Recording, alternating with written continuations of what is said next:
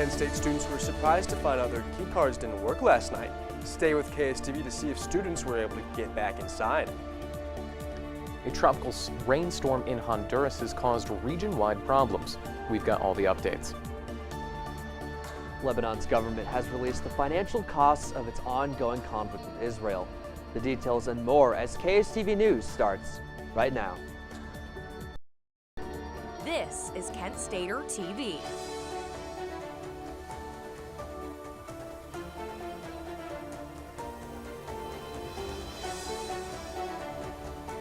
Good evening, Portage County, and thank you so much for joining us on this edition of KSTV News at 5. I'm Michael Neiman. And I'm Tyler Schlosser. Well, we bring you updates as last night many students living on campus were unable to enter their dorms. And KSTV's Gage Wellman is here to update us on what happened. What can you tell us, Gage? Thanks, guys. And yesterday, students across campus experienced lockouts from their dorm buildings. Their flashcards no longer allowed them into their residence halls or their dorms when University Housing uploaded a housing roster to the access control system. The lockout started at 2:30 p.m. when the access system no longer recognized current housing assignments. According to University Housing Director George Emiston, around 6,000 KSU students live on campus, 484 of which received temporary key cards. By 8 p.m. last night, things on campus were back to normal and key card access was restored.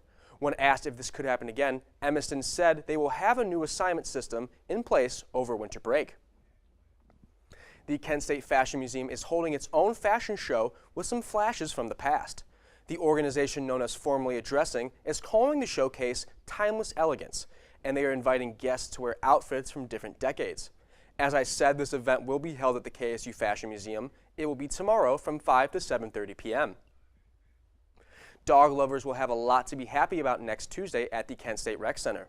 The Rec Center is partnering with Kent State Freedom Paws to hold a fundraiser which will see all proceeds go to the pups. The event will be held on the 19th from 7 to 8:30 p.m. and will see our furry friends be available for a bit of yoga, a photo op, and a kissing booth. Registration for this pawsome event can be found at kent.edu, and a $2 donation will be required for entry. Now, if you live in Akron and you listen closely, you might just hear the sound of sleigh bells tonight. Tonight at 6, Akron is in the holiday spirit and is hosting Santa on his welcome parade. Santa will make his trek at Cedar and South Main Street before his reindeer take him down to West Bowery Street. The parade will have a drone show, drum lines, and colorful floats to celebrate the most wonderful time of the year. Staying in the Rubber City, fans of the music from the 60s and 70s will be happy to know that a trio of tribute bands will be in Akron over the weekend. Tonight at 7:30, in Akron Civic Theater, will be hosting Creedence the Tribute, which pays homage to Creedence Clearwater Revival. Well, my father loves that one. Then on Saturday at the Goodyear, Beatles tribute act known as It Was 50 Years Ago Today will throw on some of the hits off the Let It Be and Hey Jude albums. Well, if your weekend agenda was empty before, I hope it is full of excitement now that I've given you all the skinny on the local events. Gage Wellman, KSTV. Your first forecast on Kent Stater TV.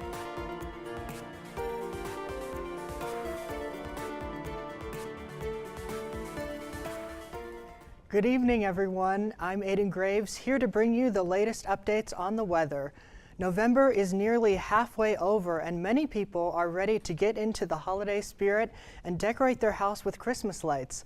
So, when might be the best day this weekend to hang up your lights?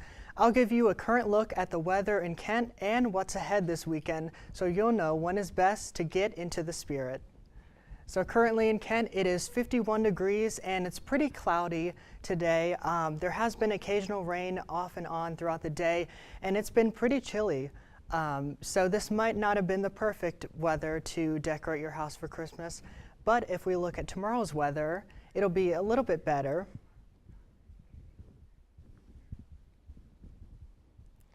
And here's tomorrow's weather. It'll be mostly in the low 50s throughout the day with mostly cloudy skies and some light winds. There will be a slight chance of rain in the evening, but this could be a great day to get out there and decorate your house for Christmas. But if we look at Sunday's weather, this will be a much warmer day and the sun will be out with some clouds. There is an evening rain chance of 35% in the evening, but it'll be a perfect sunny day to get out there and decorate your house for Christmas. And that's it for me for now, but I'll be back to give you the weather around the area and the weekly forecast. Back to you guys at the desk. Thank you, Aiden. General Motors has just announced a new round of layoffs in the closing weeks of 2024.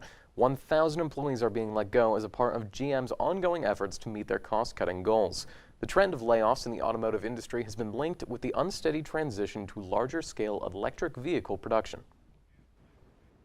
Taking things to Columbus, Ohio lawmakers introduced a bill to ban Delta 8, kind of intoxicating hemp sold alongside marijuana that produces a similar high but with milder effects, which they claim is more dangerous than cannabis.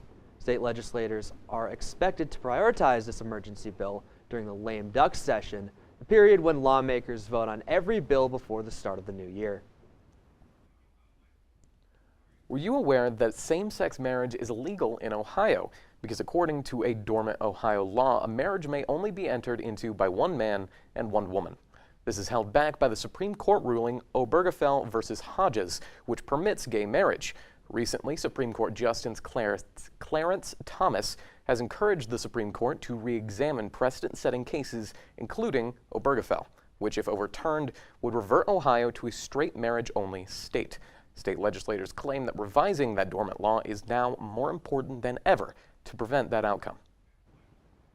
Republicans in the Ohio Senate are introducing a bill that would require Ohioans to provide proof of citizenship when registering to vote or update registration. The bill would also ban ballot drop boxes. Despite concerns from backers of non-citizens potentially voting, there is a lack of evidence that mass voter fraud actually occurs at the state and federal level. In more positive news, there's a new bill going through the Ohio House of Representatives that aims to make school buses safer. Developed after an 11-year-old was killed in a bus crash last year, it aims to recommend and provide funding for enhanced bus safety features such as seatbelts, LED lighting, and 12 other recommended features. None of the proposals would be mandatory in order to not force schools into spending money they don't have, but still making children safer. An Alaska Airlines aircraft performed an emergency landing to play what happened and if any passengers were harmed. State University's Marcello Fantoni has served on the scientific committee of the Palace of Versailles for the past decade. Through this prestigious position, Fantoni creates worldwide connections, helping Kent State students and faculty realize one-of-a-kind global experiences. Today, Kent State University is a global university. We have a presence in every single continent of this planet. If we send our Ohio students all over the world and bring their experiences back, we create the conditions in Ohio for a much healthier and stronger development of the entire state. When you come back and you have more tools in your brain, more options for solutions, you are a more talented, a more versatile professional. And this is what the market wants today. The future of higher education is global. Good evening, Portage County.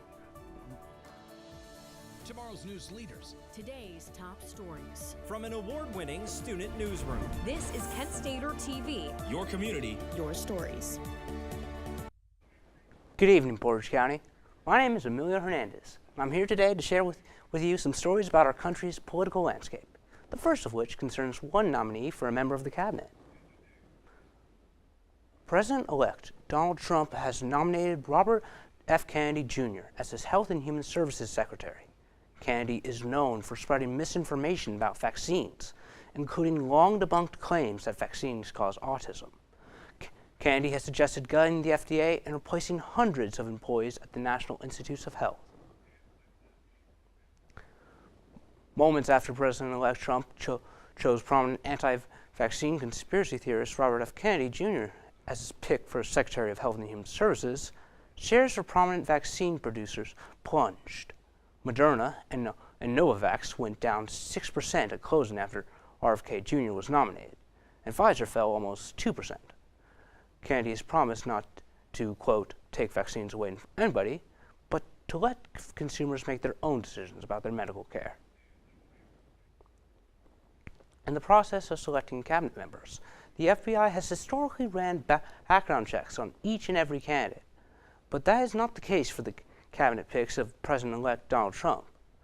Sources say that Trump finds the FBI background check slow and is using private companies to conduct vetting of potential candidates for administration jobs. Anton Williams, former Detroit Lions linebacker, has been charged for assaulting law enforcement during the January 6 attack on the Capitol. Prosecutors say that Williams was part of a mob that engaged in violent confrontation with law enforcement. Williams was caught on video hitting one officer on the head and shoving others. He did not enter a plea in his first court appearance and was released on bond. He is due back in court on November 21st. That's all I have for you today, folks. For more stories like this, go to KentWire.com. I'm Emilio Hernandez. Thanks for watching, and have a great weekend, Portage County. Thank you, Emilio. The Federal Reserve might be making even more cuts on interest rates in the next few months, according to Federal Reserve Chair Jerome Powell. The proposed cuts follow Donald Trump's victory in the presidential election on November 4th, with the goal of reducing inflation as well as lowering debts on credit card, car loans, and others. Keeping you informed and ahead of the storm, this is your KSTV weather.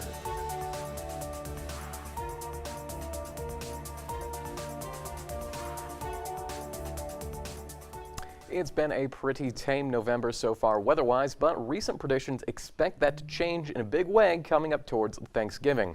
Next Monday, a large pool of cold air is expected to dive into northeast Ohio and bring with it a classic lake effect snow pattern to last a good while. It's too early to give any details, but you can expect a good amount of snowfall and chilly, frosty weather.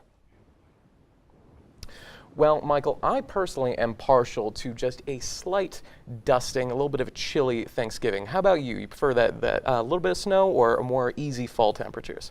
You know, I prefer a little more easy fall temperatures, but I'd certainly love to know how that lake effect is affecting Ohio's temperatures as we bring in Aiden Graves. Aiden, what can you tell us about the weather around Northeast Ohio?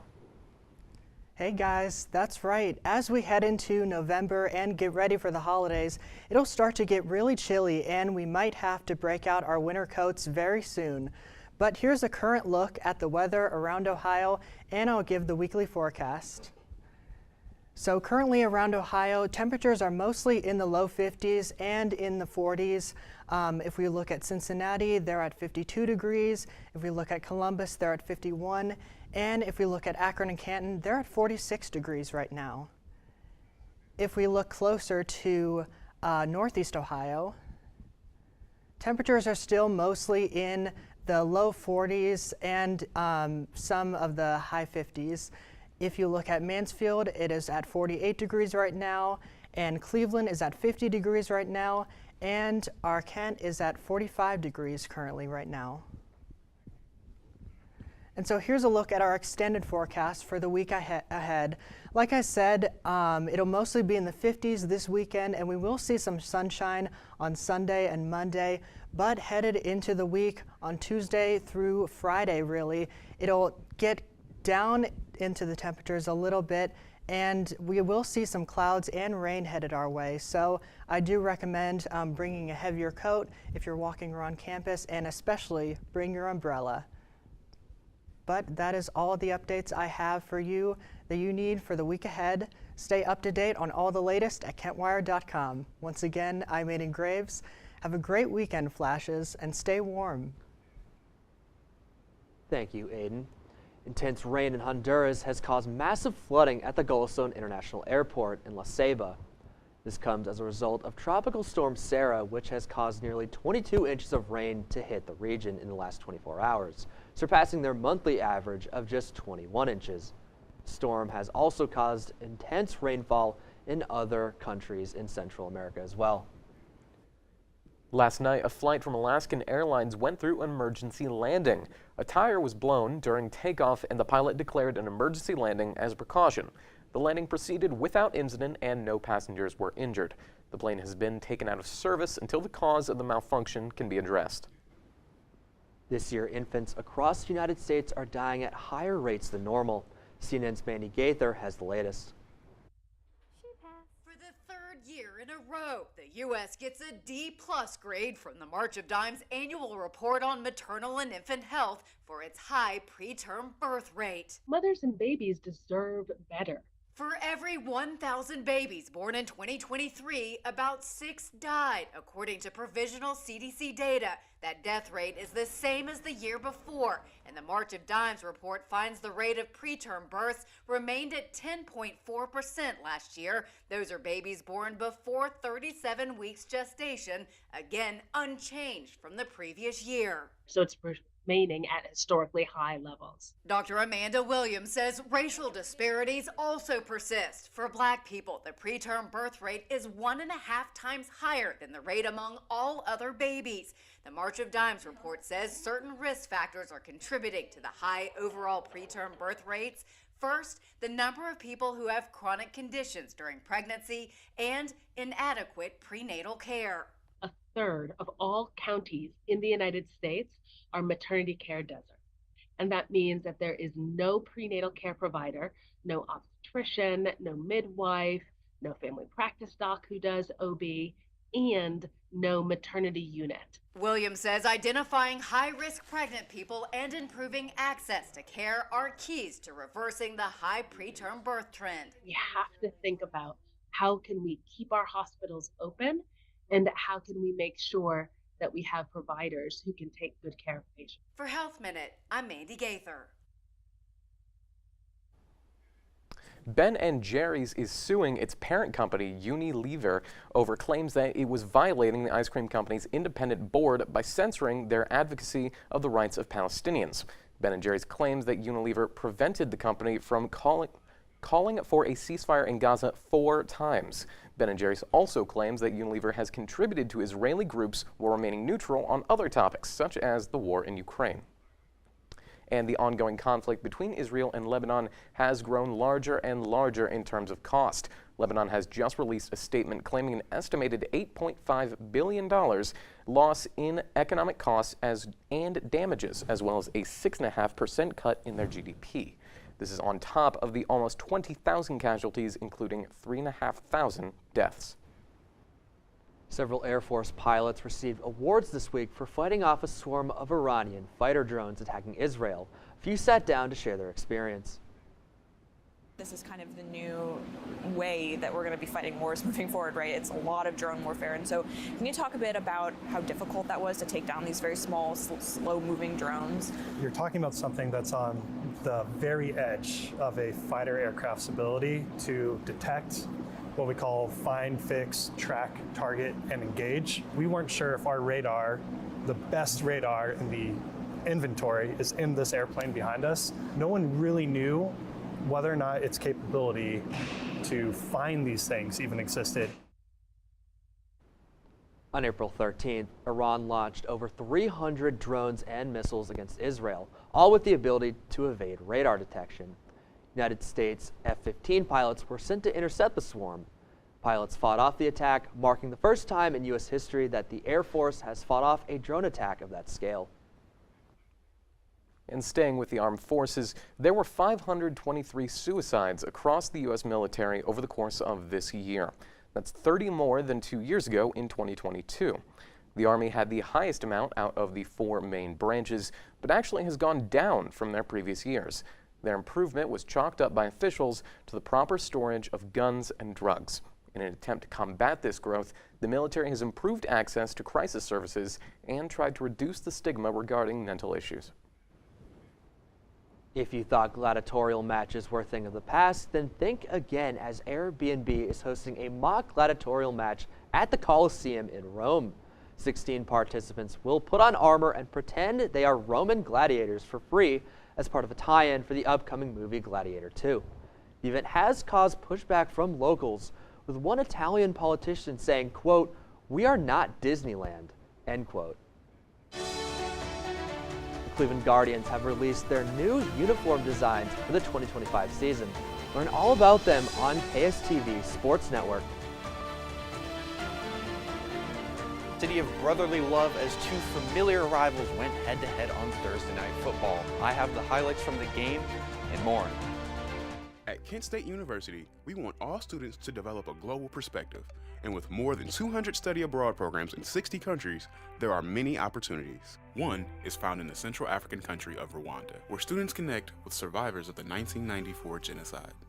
We're learning about the reconciliation process. Rwanda sort of took a very community-based approach to how they recovered.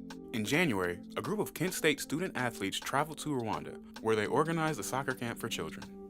While we were there, we got to work with kids and spread our knowledge about sports. And we brought shoes, cleats, soccer balls for everybody. It was a transformational experience. The people of Rwanda were full of joy. They were also full of excitement and life. I think the big thing that I'm going to take home personally from the experience is perspective. There's not just one way to do things. This was unlike any other academic experience I've ever had.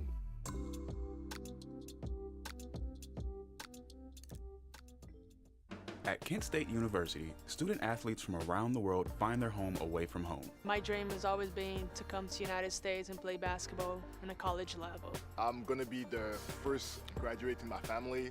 It's a big thing for me. The faculty members here at Kent State are incredible. I feel like Kent State, it has all the opportunity in the world. Northeast Ohio is the ideal place for them to excel athletically and academically. From the moment they arrive, students are surrounded by a network of support that helps them thrive and achieve their dreams. We are a family, so helping each other out is one of the most important things. Straight away I knew I had people that I could count on. As soon as I got here, between coaches, friends that I met pretty early on, I feel like this is a second home now. This is the place. This is it. Coach Starkey, he always asks about how you're doing. Our coaches are so supportive. They make you better athletes, and so many of those qualities are transferable. You're going to come out of here being a successful student athlete. This is your Kent Stater TV Sports Report.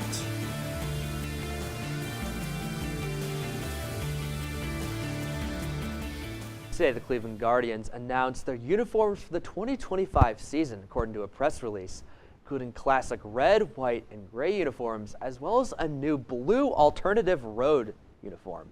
The new attire will be made available for release at a later date.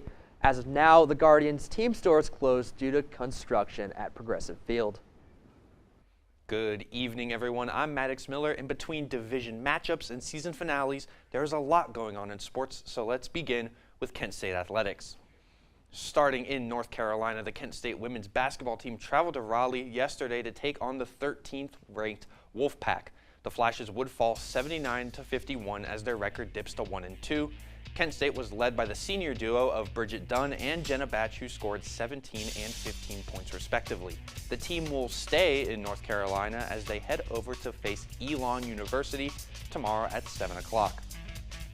Heading back home, the Kent State women's volleyball team wraps up their season this weekend with a 2-game set against Toledo. The first game will take place tonight at 6 o'clock in the MAC and is the team's fan appreciation night. The Flashes will have to turn to juniors Mackenzie McGuire, who leads the team in kills, and Kendall White, who leads in assists, to try and end the season on a high note. Finally, Kent State's season ends tomorrow as the Flashes celebrate the team's 5 graduating students for their senior day at 4 o'clock. Finish things off in Thursday Night Football. The Washington Commanders travel to take on the Philadelphia Eagles, and it would be rookie quarterback finding veteran running back Austin Eckler, who would angry run his way into Philadelphia Eagles territory to try and set up a scoring drive.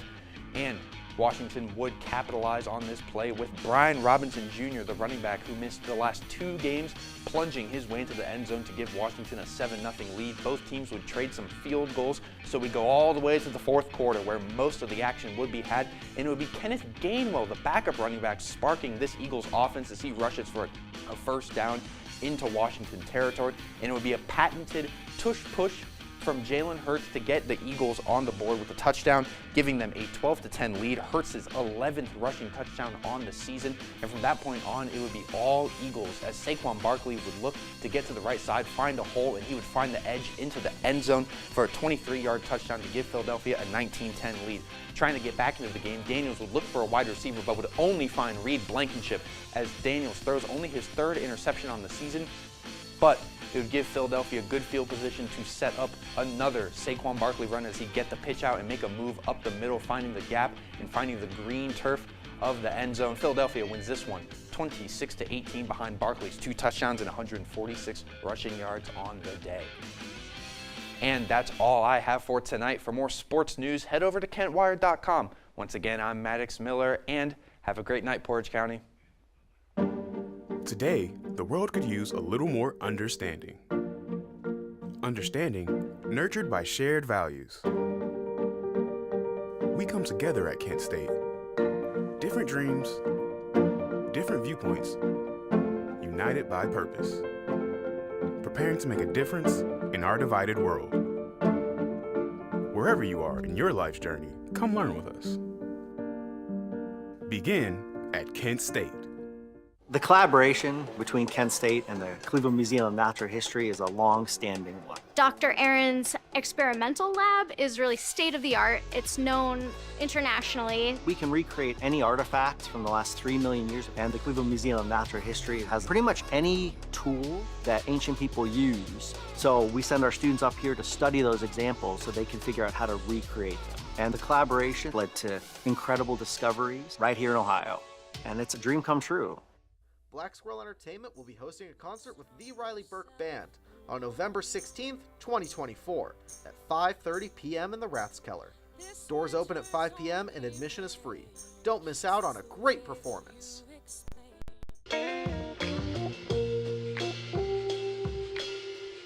After you joined our family, it was like, I really do feel complete now.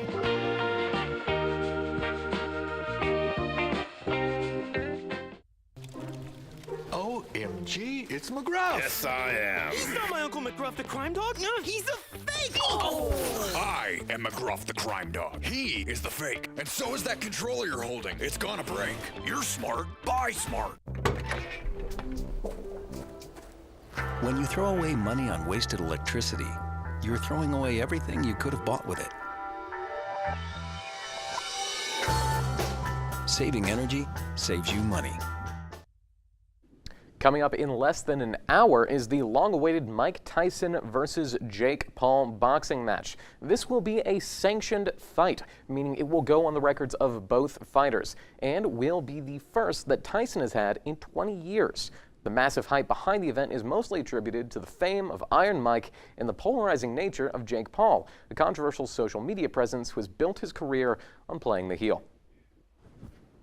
Well, you know, Tyler, I know you've been following this a little bit. You know, do you plan on watching it? What do you think about it? I actually do. I'm heading out right after this newscast to my couch in my apartment with a bowl of popcorn, and I am tuning in. It's playing on Netflix, not even pay-per-view. It's just on the streaming service, and I'm very excited for it. It started off being scheduled for July, and I believe Mike had a stomach ulcer or something going on that they had to push back the fight because he couldn't complete his training.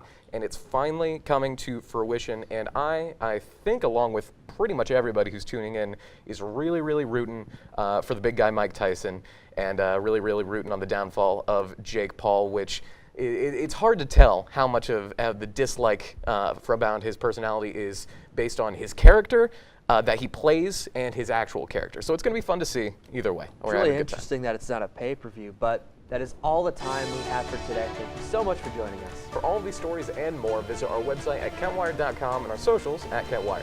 I'm Tyler Slauson. And I'm Michael Neenan. Have a great night, Portage County.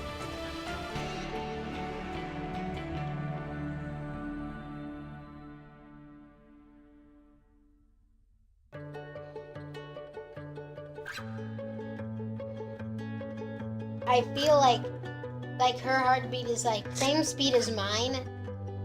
And I think we have this like deep connection, this heart connection in her heart, that there's room for me and Mom. When I'm holding her, it makes me feel calmer. It's a sensory thing. It's a thing with Asperger's. She's really good with Anya.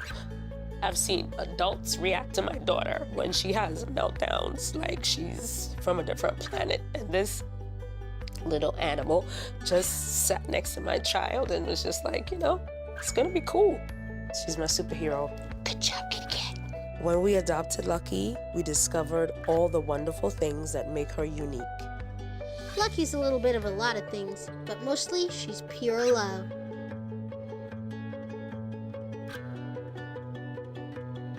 Black Squirrel Entertainment will be